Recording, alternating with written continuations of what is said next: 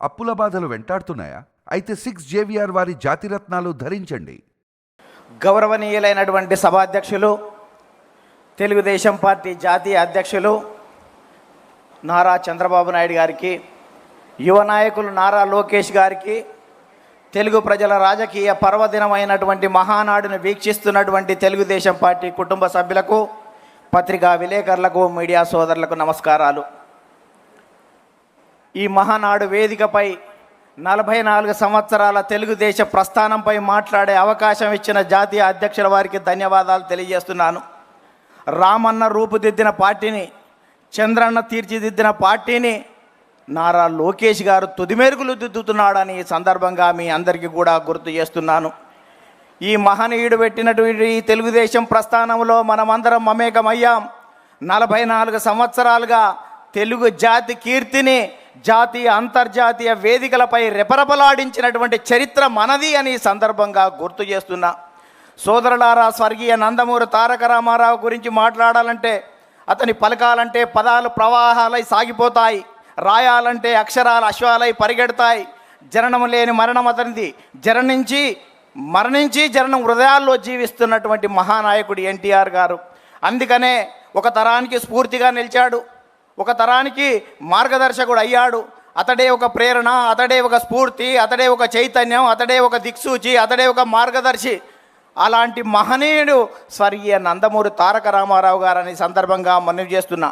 నటుడిగా, నాయకునిగా, సామాజికవేత్తగా, సాంఘిక సంక్షేమ ప్రదాతగా చరిత్రలో సుస్థిరం సాధించినటువంటి స్వర్గీయ నందమూరి తారక రామారావు గారు విలాసవంతమైనటువంటి సినీ జీవితం ఉన్నప్పటికీ ఇవాళ నటనలో అఖిలాంధ్ర ప్రజాగం నీరాజనాలు అందుకుంటున్న వేళ, తెలుగువాడిలో ఆత్మగౌరవం అడుగంటిపోతున్నటువంటి వేళ, ఢిల్లీ పురవీధుల్లో దిగజారుతున్న తెలుగువాడి ఆత్మగౌరవాన్ని పరిరక్షించాలని, 2000 సంవత్సరాల చరిత్ర కలిగినటువంటి తెలుగు జాతికి గుర్తింపు దక్కాలని, గాఢాంధకారంలో ఉన్నటువంటి తెలుగు జాతికి వెలుగులు ప్రసాదించాలని, గడీలలో ఉన్నటువంటి రాజకీయాన్ని గరీబోళ్ళ ముందు ఉంచాలని, అధికార పార్టీ అంతులేని అరాచకాలకు అడ్డుకట్ట వేయాలని ఇవాళ తెలుగుదేశం పార్టీని స్థాపించినటువంటి చరిత్ర స్వర్గీయ నందమూరి తారక రామారావు గారిదని సందర్భంగా మనవి చేస్తున్నా. అందుకనే ప్రారంభించినప్పుడు చెట్టు మీద కూర్చున్నటువంటి పక్షి కొమ్మ బలాన్ని నమ్ముకోదు, తన రెక్కల బలాన్ని నమ్ముకుంటుంది. తెలుగుదేశం పార్టీ కార్యకర్తల బలగాన్ని నమ్ముకుంటుంది. కాబట్టి స్వర్గీయ నందమూరి తారక రామారావు గారు ఆ రోజే కార్యకర్తలను తయారు చేసినటువంటి చరిత్ర ఉంది. కార్యకర్తలకు అధ్యయనం, శిక్షణ, క్రమశిక్షణ, సేవాభావం, సేవనిరతి రాజకీయాలలో తీసుకొచ్చినటువంటి చరిత్ర స్వర్గీయ నందమూరి తారక రామారావు గారిది. అందుకనే కార్యకర్తలనే నాయకులుగా తయారు చేసినటువంటి చరిత్ర స్వర్గీయ నందమూరి తారక రామారావు. అందుకనే దొరలు, భూస్వాములు, ఆసాములు, జమీందారులు, జాగీర్దారులు, దేశ్ముఖులు, దేశపాండేలకు వ్యతిరేకంగా కార్యకర్తలనే నాయకులుగా తయారు చేసిన చరిత్ర ఈ తెలుగుదేశం పార్టీదని సందర్భంగా మనవి చేస్తున్నా.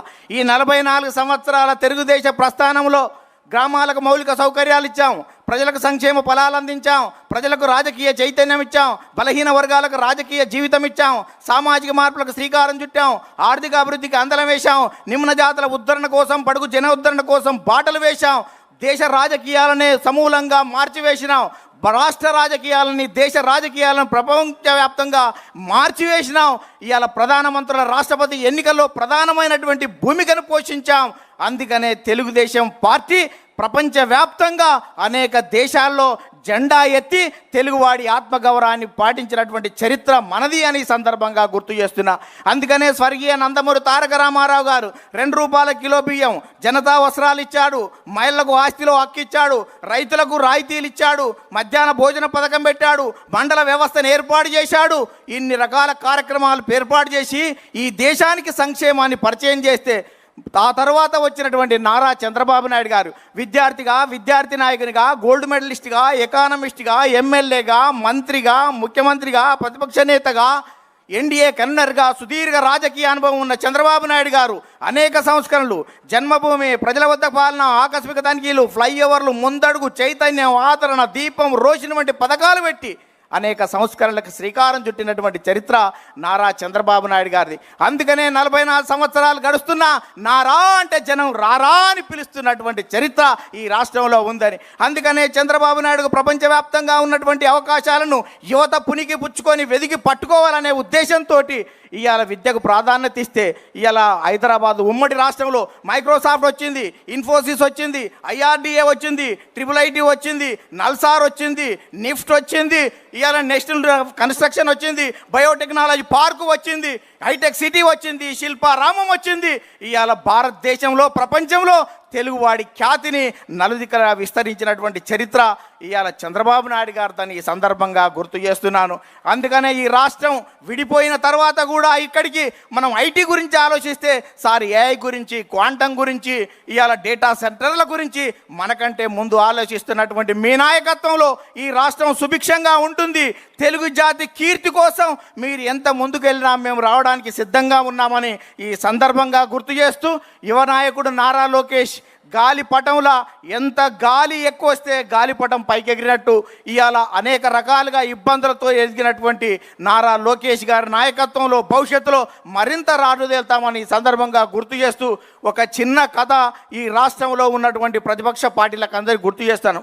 ఒక 2 రాజులు పోరాటం చేసేటప్పుడు ఎవరో ఒకరు గెలుస్తారు, గెలిచిన వారు ఓడిన వారికి మరణశిక్ష విధించాలని చెప్పారంట. 2 రాజులు పోరాటం చేసిన తర్వాత ఒక రాజు ఓడిపోయిన తర్వాత గెలిచిన రాజు ప్రజలే చెప్పారు కాబట్టి మరణశిక్ష వేయమని చెప్పాడంట. మరణశిక్ష వేసే సమయంలో ఆ తాడు తెగిపోయింది. తాడు తెగిపోతే మళ్ళా అతను ఉరిదీసేవాడు రాజుకాడికి వచ్చి, రాజా ఉరిదీసే సమయంలో తాడు తెగిపోయిందంటే వాని పాపాన వాడు పోతాడు, వానికి క్షమించురా అన్నాడంట. క్షమించురా అని చెప్తే మళ్ళీ అక్కడికి వెళ్ళాడంట. వెళ్ళి మీ రాజు ఏమన్నాడు అన్నాడంట.